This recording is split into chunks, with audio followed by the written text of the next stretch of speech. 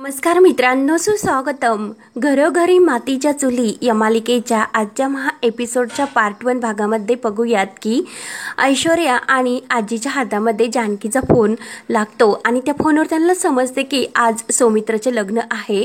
तेव्हा मात्र ऐश्वर्याने एक प्लॅन केलेला असतो आणि जानकीचे जे काही कॉल्स येणार असतात ते सर्व नानांच्या कॉल्सवर जाणार असतात. म्हणून ती आजीला विचारते की आजी, तुम्हाला या फोनचा पासवर्ड माहिती आहे का?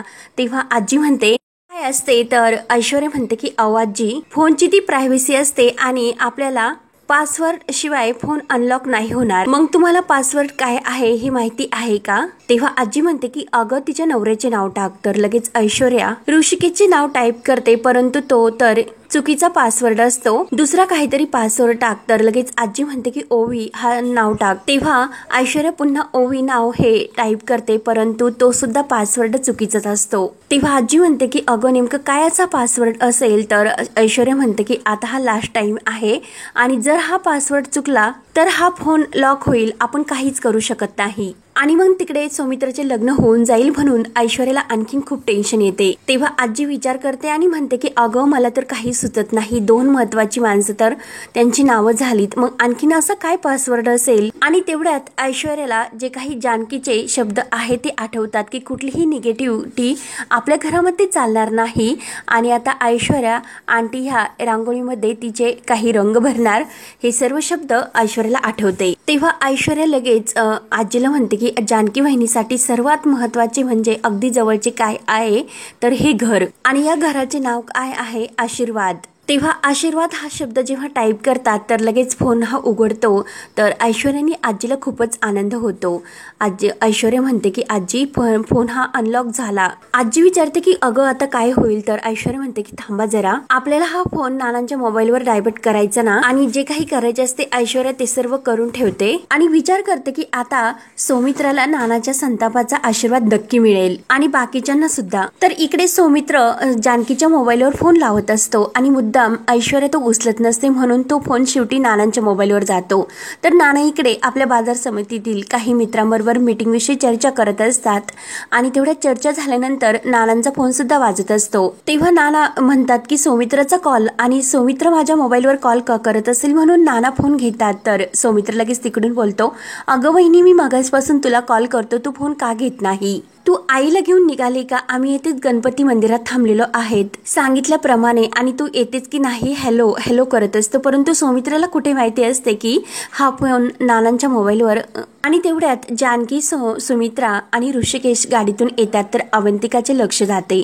अवंतिका खूपच खुश होते आणि अरे सौमित्र ते आलेत असे सांगते. अवंतिका म्हणते की आई, वहिनी आणि दादा आले. तर हे नानांनी ऐकलेले असते. नानांना प्रचंड राग येतो त्यांना बघून. तर सौमित्राला सुद्धा खूप आनंद होतो. तर इकडे नाना भयंकर प्रचंड सुमित्रावर चिडतात. मला न सांगता ती सौमित्राच्या लग्नाला गेली म्हणून रागाने ते लगेच आपल्या ड्रायव्हरला गाडी काढण्यासाठी सांगतात आणि गाडी ही मंदिरात घ्या असे सांगतात. तर इकडे सुमित्राला आणि सौमित्राला एकमेकांना बघून खूपच आनंद होतो. सुमित्राच्या डोळ्यामध्ये लगेच पाणी येते आणि ती कटकन हसी सौमित्राला मिठी मारते. तेव्हा मात्र अवंतिका आणि जानकी सर्वजण इतक्या खुश होतात. तर ऋषिकेश आणि सौमित्र सुद्धा इतक्या दिवसातून भेटल्यानंतर त्यांना सुद्धा खूप छान वाटते आणि सर्वांना खूप आनंद झालेला असतो. तर अवंतिका ही जानकी जवळ येते. तर जानकी आपल्या डोळ्यातील काजळ काढून अवंतिकाची दृष्ट काढते आणि अगदी छान दिसते असे खुशून म्हणते. तेव्हा दामले सर हात जोडून म्हणतात की काय बोलणार, खूप काही घडून गेले, पण आता शेवटी तुम्ही मुलांना आशीर्वाद दे असे दामले सर सुमित्राला म्हणतात. तुम्ही आलात, खरंच खूप छान वाटले. माझ्या आई विना लेकीला आता शेवटी तुमचाच आधार आहे. मला माहिती आहे की माझ्या लेकीला तुमच्यात राहता येणार नाही, पण एखादी कासावीस जशी दुरूनच आपल्या पिलावर माया करते तसे तुम्ही आमच्या लेकीवर आणि यांच्यावर माया करा. आणि आपल्या जानकी वहिनीचा प्रेमळ दुआ तर आहेच. तेव्हा सुमित्रा खुश होऊन तांबले सरांना म्हणते की तुम्ही अजिबात काळजी करू नका, आता तुमची मुलगी ही रणदिव्यांची सून आहे. तर ते ऐकून अवंतिकाला खूपच आनंद होतो. सुमित्रा म्हणते की आमच्यापासून जरीही दूर असली तरी तिला आमच्या घरट्याची ऊब नक्की मिळेल. आणि तेवढ्यात गुरुजी म्हणतात की आओ यजमान मुहूर्त टळेल तेव्हा सौमित्र म्हणतो की आई आहे तोच मुहूर्त आणि आता आई आली तर सर्व विधीला सुरुवात करा। तेव्हा सुमित्रा खुश होऊन त्यांना आशीर्वाद तर देतेच आणि आपल्या सौमित्राच्या चेहऱ्यावरून प्रेमाचा हात सुद्धा फिरवते आणि लगेच मंगलाष्टक सुरू होतात। तर इकडे थाटामाटात लग्न सुद्धा पार पडते आणि इकडे नानांची खूप चिडचिड सुरू असते की मला न सांगता ही सुमित्रा तिकडे लग्नाला गेली आणि माझा संताप वाढवला आणि ड्रायव्हरला गाडी ही लवकर घेण्यासाठी सांगतात मंदिरामध्ये। आणि इकडे मंदिरामध्ये अवंतिका आणि सौमित्र एकमेकांच्या गळ्यामध्ये हार सुद्धा घालतात। सर्वजण आनंदाने टाळ्या वाजवतात तर सौमित्र अवंतिका खूपच खुश होतात। त्यानंतर इकडे ऐश्वर्याच्या मात्र डोळ्यामध्ये पाणी येते आणि ती डोळे पुसते आणि आजीला म्हणते की आजी चला आता आपल्याला लग्नाला नाही जायचे का तुमच्या लाडक्या नातवाच्या। आजी म्हणते की हे बघ अगं घरामध्ये सुद्धा कोणी नाही, सौमित्राला नाही आवडणार, त्यामुळे मी एक काम करते, मी घरातच थांबते, तू जा आणि तू ते करून घेऊन ये। ऐश्वर्या म्हणते की शूट का, तर हो आजी म्हणते आणि लवकर जा लवकर ये, तर ऐश्वर्या म्हणते की हो मी सर्व शूट करून घेऊन येते आणि ऐश्वर्या निघून जाते। त्यानंतर इकडे गुरुजी मणिमंगळसूत्र घालण्याचा विधी सुद्धा पूर्ण करून घेतात आणि जानकीला जे जोडवे असतात ते पायात घालण्यासाठी सांगतात आणि त्यानंतर त्यांची ही गाठ बांधण्यासाठी सुद्धा सांगतात। तेव्हा जानकी त्या उपरणे आणि शालीची गाठ बांधायला जाते तर गुरुजी म्हणतात की नाव घ्यायचे असते, तर आपली जानकी खूपच छान नाव घेते की कपाळावर कुंकू, गळ्यात मणी मंगळसूत्र, ही आहे सौभाग्याची सुखून। ऋषिकेश रावांचं नाव घेते रणदिव्यांची सून। सर्वजण ते नाव ऐकून खूपच खुश होतात आणि टाळ्या वाजवतात। त्यानंतर गुरुजी त्यांना उभे राहण्यासाठी सांगतात तर इकडे सप्तपदी सुद्धा पूर्ण होतात आणि नाना तेथे येऊन पोहोचतात आणि गुरुजी हे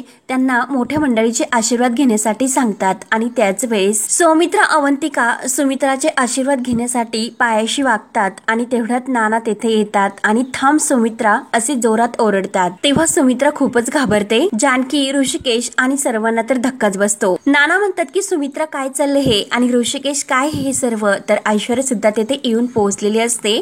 तेव्हा ऋषिकेश म्हणतो की नाना आपल्या सौमित्राचं लग्न आहे त्यामुळे तुम्ही प्लीज चिडू नका। तेव्हा नाना म्हणतात की कोण सौमित्र, मी ओळखत नाही कुठल्या सौमित्राला। सौमित्र आणि अवंतिका यांना तर खूपच वाईट वाटते, मात्र ऐश्वर्याला हे सर्व ऐकून खूपच आनंद होतो आणि ती म्हणते की व्हेरी गुड नाना, अगदी माझ्या मनासारखेच होते आणि आता सौमित्र बरोबर घरातील सर्वांनाच घराचे दरवाजे बंद राहतील। तेव्हा ऋषिकेश म्हणतो की नाना अहो असे काय करता, कारण मला माहिती आहे की तुमच्या मनाला सुद्धा खूप घाव लागलेला आहे, परंतु सर्व गोष्टी मागच्या सोडून द्यायच्या आणि आपल्या पुढच्या वळणाला सुरुवात करायची। घरच्या आघाडीवर आपण सर्व काही सुरू केले आणि आता सौमित्र सुद्धा त्याच्या नवीन आयुष्याला सुरुवात करतो, मग आपण त्याला आशीर्वाद द्यायला नको का। नाना तुम्हीच सांगतात की काही झाले तरी रक्ताची नाते ही तुटत नसतात, अहो तो माझा भाऊ आहे आणि तुमचा मुलगा सुद्धा। तेव्हा नाना म्हणतात की हा विचार त्याने भर लग्नाच्या मंडपातून पळून जाताना का केला नाही, आपल्या लहान भावाचे काय होईल याचा त्याने विचार केला का, आपल्या बापाला, त्या सयाजीरावाला आणि त्या ऐश्वर्याला कसे तोंड द्यावे लागेल याचा विचार त्याने केला का। कुणाचाही विचार न करता शेवटी त्याने स्वतःचे नातेही निवडले आणि तेव्हा त्याची रक्ताची नाते कुठे गेली होती। तेव्हा जानकी पुढे येते आणि नानांना म्हणते की नाना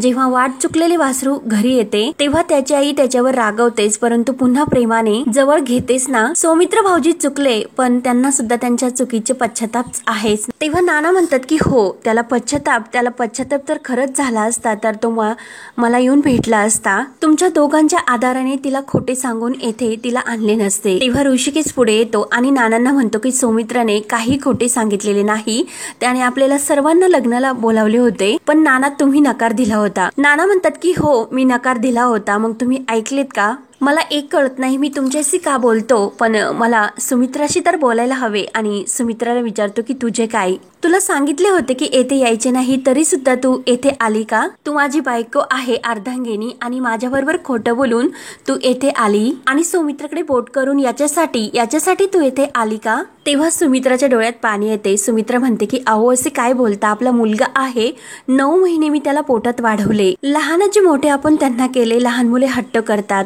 तेव्हा आपल्याला त्यांच्या लाथा लागतात, मग तेव्हा आपण त्यांचा अपमान मानतो का, आणि आता तर त्याचे लग्न झाले मग आपण त्याला फक्त आशीर्वाद सुद्धा देऊ शकत नाही का, आपण आशीर्वाद न देता निघून गेलो तर त्याला खरंच किती वाईट वाटेल। तेव्हा नाना म्हणतात की अगं तो काय वागला हे तू विसरलीस का, मग त्याला काय वाटते याच्याशी मला काही घेणे देणे नाही, त्यामुळे तू आताच्या आता इथून निघायचे, माझ्याबरोबर गाडीतून घरी यायचे, मी सुद्धा इथे थांबणार नाही, चल लगेच चल. ऐश्वर्या मात्र हे सर्व बघून खुश होते आणि आता नाना थांबू शकत नाही.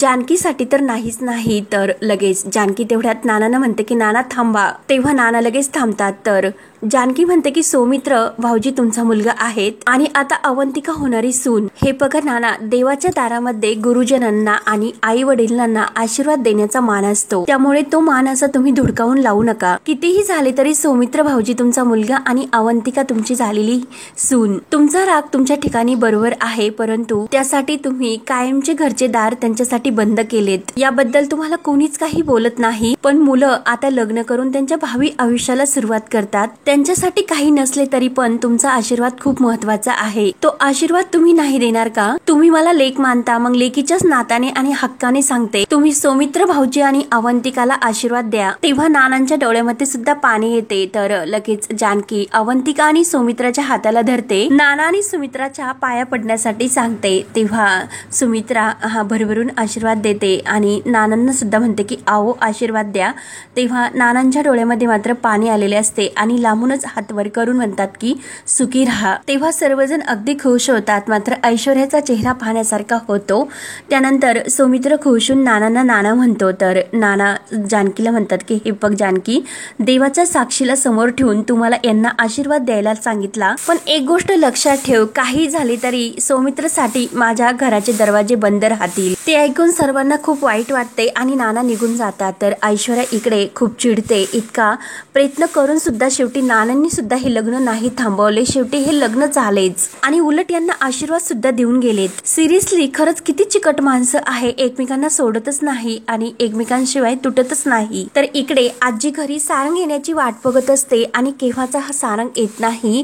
त्याला असे झाले की मी कधी त्याला हे सर्व सांगेल आणि तेवढ्यात सारंग दरवाज्यात येतो आणि आजी तर खूपच खुश होते आणि टेन्शन मध्ये दिसते. तर सारंग विचारतो की आजी काय झाले, तू इतक्या टेन्शन मध्ये का दिसतेस? आजी म्हणते की अरे केवढे रामायण घडले. तर सारंग विचारतो की अगं आजी काय झाले?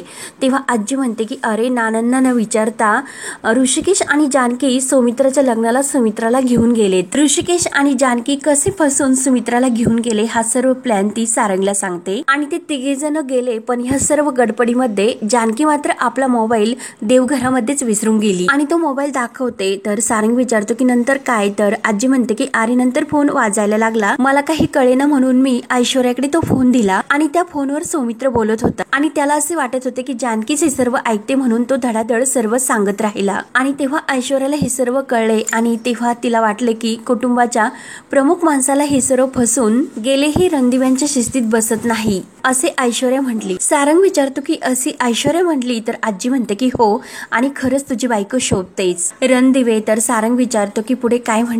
तेव्हा आजी सांगते की ती असे म्हटले की नानासाहेबांना हे सर्व सांगायलाच हवे, म्हणून आपल्या सर्व कुटुंबासाठी तिने एक डोकं वापरले. आणि मग ते फोनवर काय करतात, समजा मी तुला कॉल केला, तू नाही घेतला, मग ते तिसऱ्याच्या मोबाईलवर तू फोन जातो, मग त्याला काय म्हणतात, आणि असे काहीतरी करून तिने सौमित्राच येणारा फोन नानांच्या फोनला जोडून दिला आणि मग नानासाहेबांना सगळे कळले. तर सारंग विचारतो की मग नाना? तर आजी म्हणते की ते बाजार समितीत गेले आणि पुढे काय होणार ते मला माहिती नाही. आणि तेवढ्यात नाना घरी येतात. तर आता नाना तर खूप रागवलेले दिसतात. तर सारंग आणि आजी त्यांच्याकडे धक्क्याने बघत असतात. तर पुढे काय होणार हे माय एपिसोडच्या पार्ट 2 भागामध्ये बघूयात. धन्यवाद.